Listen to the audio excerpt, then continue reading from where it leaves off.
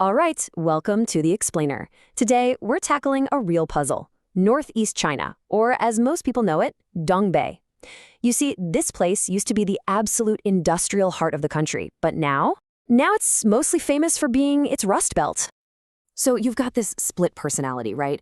On one side, it's this cautionary tale. We're talking people leaving, factories closing down, major money problems. But then you look at it from Beijing's perspective, and it's something completely different.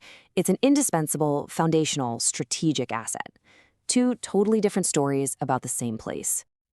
And that's the big question, isn't it? How can one region be both a failing rust belt and a strategic pillar for the second biggest economy on the planet? It seems like a total contradiction. But stick with me, because that puzzle tells us a ton about how China's economy really works. And today, we're going to crack it open.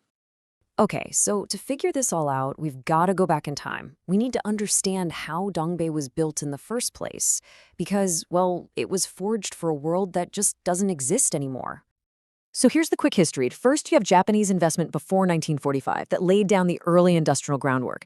Then after 1949, the whole thing gets a massive Soviet-style makeover. We're talking central planning, a laser focus on heavy industry. It became this absolute behemoth.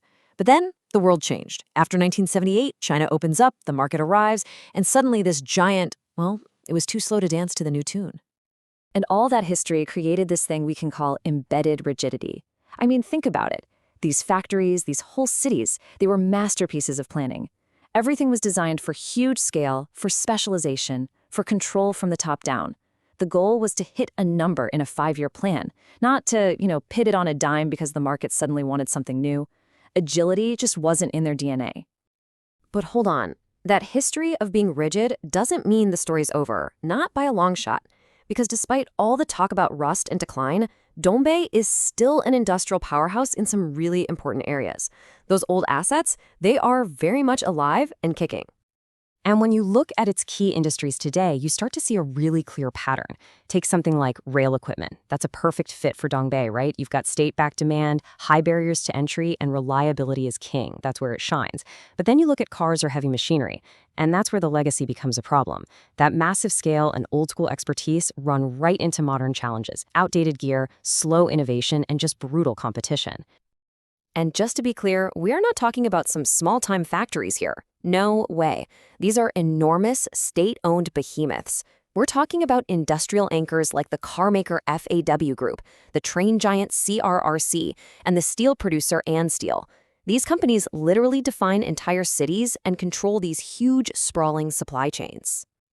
Okay, so if this massive industrial core is still chugging along, what's the deal? Why isn't there a big comeback story? Why can't Dongbei just reinvent itself? Well, the answer is that its own history is weighing it down like a giant anchor. See, it's not just one thing you can point to. It's more like 4 huge, tangled-up problems that are almost impossible to separate. First, you've got a demographic problem. All the young, ambitious people are leaving. Second, there's institutional inertia, which is a fancy way of saying the big state-owned companies are slow to change. Third, private investors are staying away. And fourth, as we've said, those supply chains are just too brittle. And this slide really gets to the heart of the matter. It's a clash of 2 completely different ways of doing things. In Dongbei, the supply chains are brittle and integrated. Think of a single, massive company that tries to do everything itself. It's built for stability, but it breaks easily. Now compare that to coastal China. Their model is flexible and networked. It's a whole ecosystem of different private companies that can team up, adapt quickly, and pump out new products. One is built for reliability, the other is built for speed, and speed is winning. So where does all this leave Dongbei? What's the future look like? Well, here's the thing. The plan isn't some dramatic Silicon Valley-style comeback. Forget that. The real strategy is something much more down-to-earth and, honestly, probably a lot harder to pull off. So the strategy is basically called shrinking intelligently. And what does that mean? Well, for starters, it's about managing a graceful stabilization, not chasing some crazy rapid growth that's never gonna happen. It means picking your battles, modernizing only in a few key areas, like rail and energy. And maybe most important of all, it's about preserving those critical industrial skills and factories that the whole country relies on. I think this quote just nails it. Industrial systems, once built, cannot be easily dismantled or reinvented. They must be managed, adapted, and, where necessary, preserved.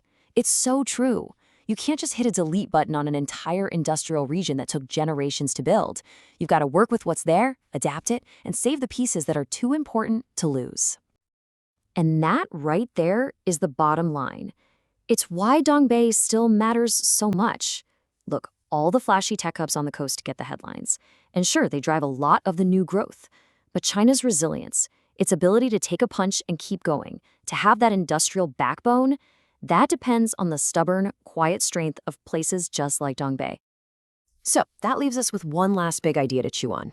In a world that feels more and more chaotic and unpredictable, maybe our whole idea of industrial strength is wrong. Maybe it isn't about explosive growth and constant change. Maybe, just maybe, the new face of strength is just stubborn stability. The simple, powerful ability to just endure.